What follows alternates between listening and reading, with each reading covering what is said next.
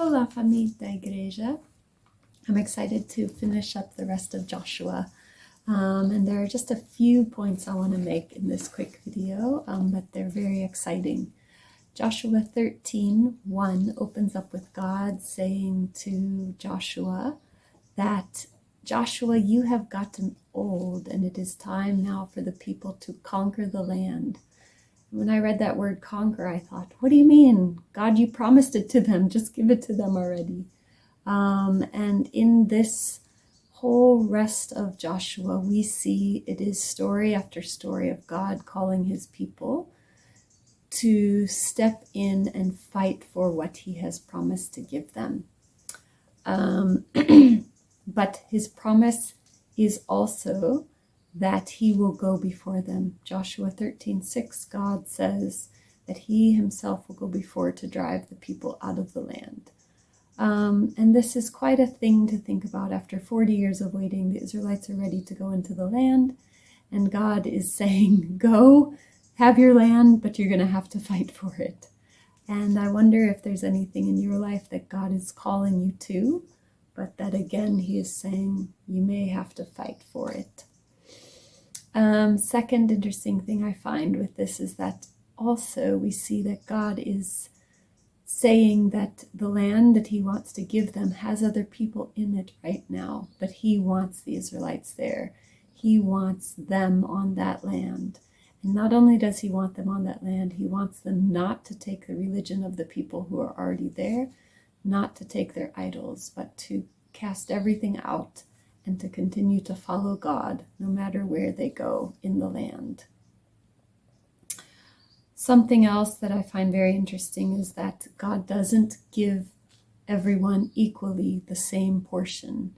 And in fact, to the tribe of Levi, God doesn't give land. He says, this tribe is set apart, called for me to be in the temple with me, and they don't get land. God says, I am their inheritance. I will take care of them.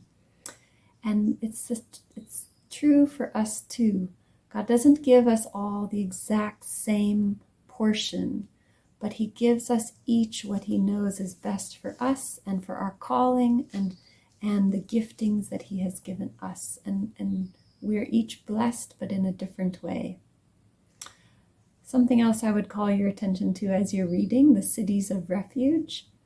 Just to take note of when you read this, the cities of refuge were for people who were considered innocent, not people who had purposefully caused harm and would be considered guilty, but rather they were for innocent people. Don't mind my dog.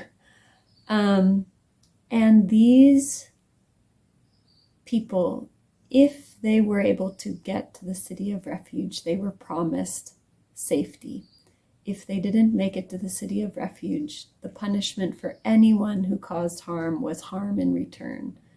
So you had to make it to the city of refuge, but if you made it there and you were innocent, then you could have safety.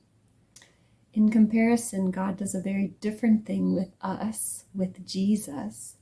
He says to all of us, even though you are guilty, if you come to Jesus, if you trust in him, I will consider you innocent. you will be covered by the blood of the Lamb, and you will be safe.